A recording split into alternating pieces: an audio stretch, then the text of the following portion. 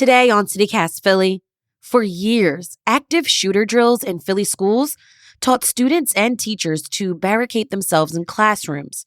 Now, the district is implementing a new training known as ALICE: Alert, Lockdown, Inform, Counter, and Evacuate, to give students and teachers more options in these type of scenarios. But this training is drawing both praise and some controversy because it suggests that kids or teachers try to distract the shooter. So is this new way the best approach? It's Wednesday, September 27th. I'm Trenae Nuri, and here's what Philly's talking about.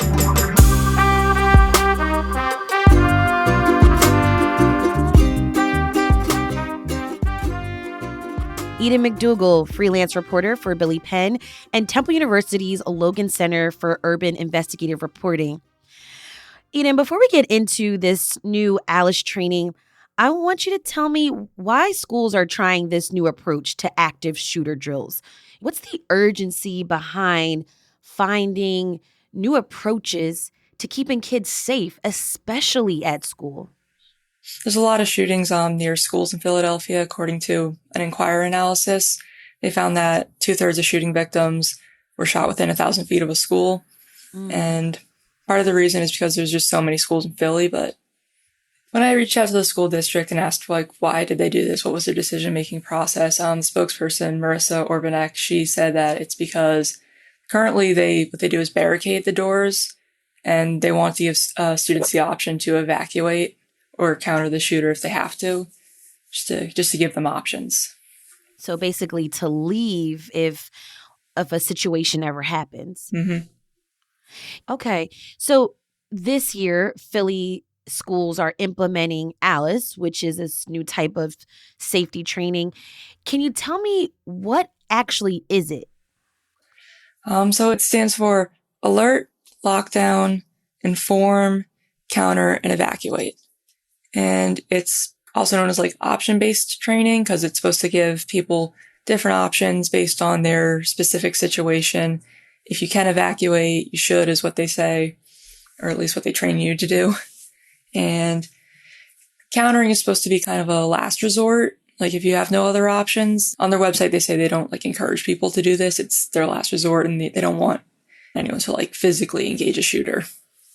And counter, what are some ways that someone could counter an active shooter? In Philly, that they're training the teachers to train the students to do is to throw things. So I guess if you have a library book or a pen or a stapler, you throw that at the person, it's supposed to make it harder for them to aim and hit someone. So anything that's not nailed down. Some of the other reports I read, they had students making noises and moving around because it's harder to hit a moving target, I guess. Eden, when I've read stories or I hear survivors kind of explain their experiences with a situation involving an active shooter, this is a highly stressful time. This is scary. So how have students and teachers reacted to this ALICE training? Students haven't started it yet. The teachers are still going through the training process, and then they have to train the students. Both of the teachers I spoke with had, at the Paul Robeson High School, they had sort of different views. Andrew Saltz, he was concerned that it puts too much pressure on the students. And the other one I spoke with, Lou Lozzi, he kind of felt that the district's hands were tied, that it wasn't really their fault there in this situation. It's a legislative issue with gun control, and it's not really the district's fault, was his take. I didn't come across anyone who was in favor of the training, but there have been other teachers at other districts that do ALICE that have been in favor of it in the past. Eden, can you walk me through how the training is actually conducted? So the teachers I spoke with, they were watching videos and doing a 1 or 2 day course on the ALICE stuff. And then at some point, they have to walk the kids through the drill and teach them that. It's a train the trainer model. The district didn't mention a clear timeline for when all the teachers are going to be trained, so it's a little unclear to me. The current procedure is still to barricade everything and lock down, because that's what everyone has been trained to do. Is Alice being implemented for students of all age groups? Yes, but only the high schoolers are being taught to counter, because the district said they're the ones who are like old enough to like understand the procedure and actually carry it out. Younger grades are still going to lock down and evacuate. Got you. And tell me a little bit of what the model was to protect students and teachers before Alice. They would barricade themselves within the classroom. Was that just not enough to protect students? Some of the people I spoke with, they didn't feel confident in the lockdown drills. There was one teenager I spoke with, and she was in my article. She's like, I don't think these are going to work. Like, if someone does get into the classroom, they're still going to like shoot us. Okay, Eden, this approach to active shooter drills has drawn controversy. Not everyone thinks that this approach works. What have experts told you about the effectiveness of this training?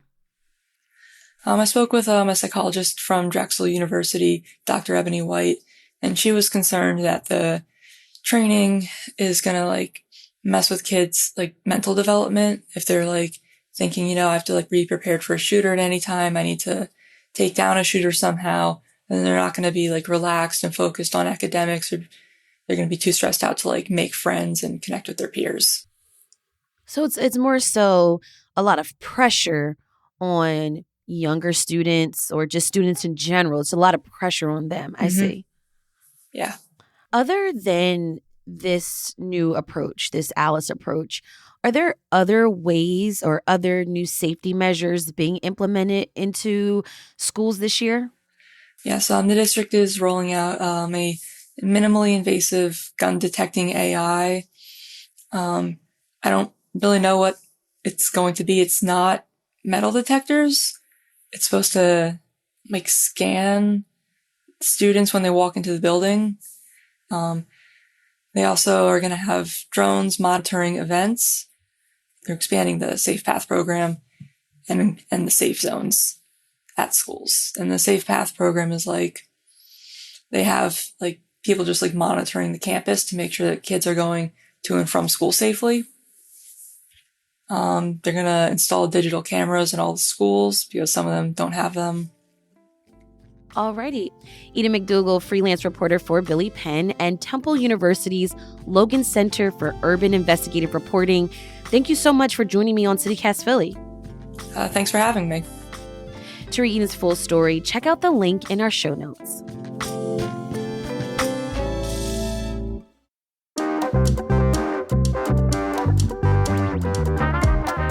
That's all for today here on CityCast Philly. Make sure you rate the show, leave us a review, and hit that subscribe button. Be sure to sign up for our morning newsletter, Hey Philly, to learn more about what else Philly's talking about. We'll be back tomorrow morning with more news from around the city. Bye.